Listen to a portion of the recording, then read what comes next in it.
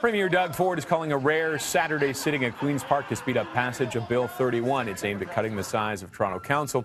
Meanwhile, at City Hall, Council is asking the federal government to step in and block the province from imposing the cuts. And, of course, now there is the question about whether or not an October 22nd election is possible. Should come through, though, one way or the other. A whirlwind week, indeed, in politics. And Mayor John Tory joins us now to talk about the challenges that lay ahead. Mayor, thank you very much for joining us this morning. What is the next move for the city in this? Well, I think the real move is going to be for our lawyers to be going to court to pursue whatever avenues they can to express our displeasure and opposition to the way this has been handled, especially now the infringement of the Charter of Rights. And then I think for our election staff to keep doing what they're doing, which is heroic work in the midst of all this kind of topsy-turvy stuff going on to get the election ready to be held. And so you hope that what will happen at Queen's Park will happen as quickly as possible in terms of just having some certainty so that the election can proceed, and then the court cases will take whatever course they take. Nobody is entirely sure what court cases will come from all that, because there weren't any obvious avenues, but our lawyers are going to work away at that. So really, that's what's going to happen. Now, if this gets through and it's approved and we drop down to the 25 council election, what will happen? What would happen next election? Would the city be able to revisit and try and go back to 47 if they want to? No, one of the interesting things about this is the province has taken away the ability the city used to have to decide on its own number of wards, its own number of councillors. So the number would stay the same, one assumes, unless the number of provincial or federal MPs changed, because it's now matched up with that 25, 25, 25. And so one assumes that the election would be the same as the next time, but that also is dependent upon the fact that none of these court cases succeeded. It's very complicated for people. You know what? I think most people out there listening to us talk would just say, well, you know what? And I'm sort of in their camp. Let's have the court cases. Let's make sure the displeasure with this process is expressed.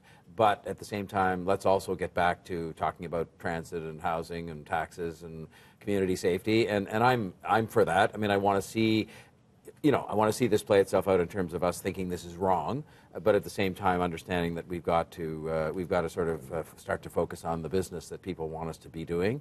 They're not so interested in constitutional squabbling or election meddling, but this is a very profoundly objectionable use, especially of the notwithstanding clause. Could the city rebel and say no? We're going to go with a 47. What happens at that? Here's the danger of that. I mean, I suppose you could do it. You could say, well, we're just going to run the election based on 47 wards, and that's that. It would be an election where, first of all, I think the person who runs the election, the clerk, would say, well, the law doesn't tell me to do that. And people who are public servants like that have to follow the law. The second thing is, of course, the result of that election for all of those who are elected under a set of rules that were not consistent with the law might be invalid. And so, that could have been an option, except it's one of those options that might end up blowing up in your face, because you'd have this election and then you'd have to do it all over again, which I think, as much as I know people like some aspects of campaigns, and I say this as someone who's contested them, I think they'd say, no, one election is quite enough for us. Thank you very much. Just do it properly, get it over with, get on with building transit and all that stuff, and don't do any more of this.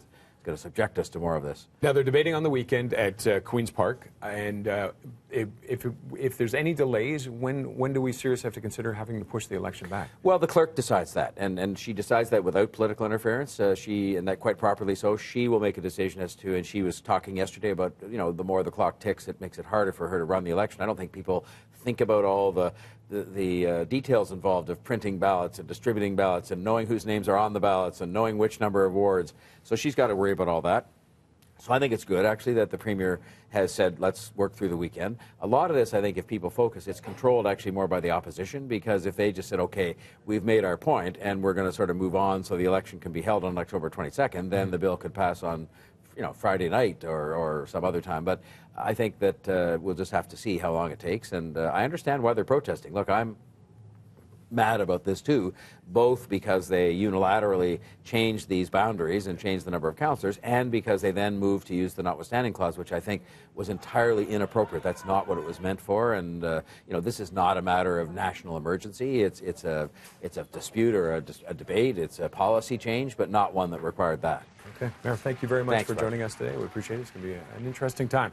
Let's head upstairs now to Mel with the latest.